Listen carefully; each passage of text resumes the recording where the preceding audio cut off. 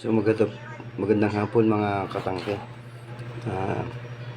Checking tayo ng kinita natin kahapon doon sa kung kumita ba yung parapol spin to win natin kahapon. So tutuusin ko para mapadala po natin yung kinita natin sa spin to win sa tutulungan nating tao mga katangke.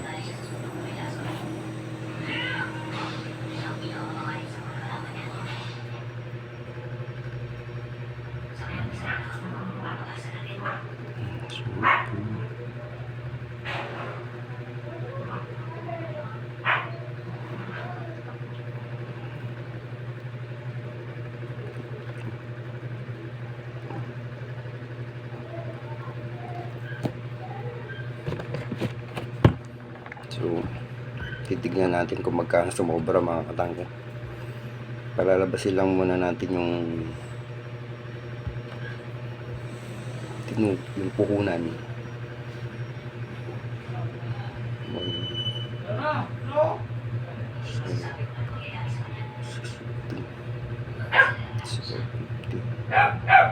So, 15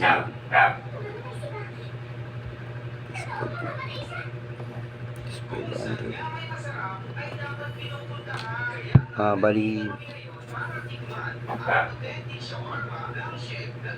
4-1 po yung naging puhunan natin. M41 meron po tayong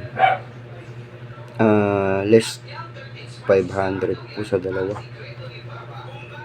500 lang kinita nung parapol natin mga katangke. So ang expenses natin is 4-1. Then yung kay sa asawa kay Lori at saka dun sa remaining na tatlo na pinangalan ko kay Ryan, so bali 500 yung slot para sa dalawang mag-ina. So bali 4-6 po siya mga katangke. Ang kinita lang po natin is 400 lang po mga katangke. So gagawin ko ng 500 which napakababa po para ipadala ko doon sa ate kong nangangailangan ng pambili niya ng gamot.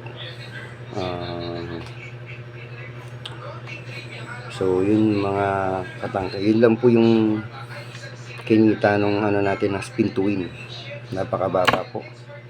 Anyway, at least nakatulong tayo sa mga kaibigan nating nangangailangan ng tangke. Tsaka yung nag-enjoy din po yung mga nakisumali po sa spin to win natin. Gusto ko sana masundan pa sana ulit yun, pero mag-iisip muna tayo ng panibago kasi not enough para do sa ibibigay natin tulong ulit sa bigyan natin ng tulong. So let's see, ihuhulog ko na to sa Gcash para may bigay na. Bali dadagdagan ko na rin ng 500 para gagawin ko ng 1K. Papadala ko doon sa ate kong nangangailangan ng pambili ng gamot. So thank you sa mga sumuporta at tumulong na sumali sa palaro ng spin to win natin. Magsiset na lang po ko ulit mga katangke ng spin to win natin para for patch 2, game 2. Hopefully na maging success ulit. Salamat po sa subaybay at tulong ninyo. Malaking tulong po ulit yun kung sakali man pong mapuno ulit, at yung kikitain po nun ulit is ganun din po, itutulong ko po rin po sa ate ko na nangangailangan ng gamot. Maraming salamat po sa inyo mga katangke, at God bless.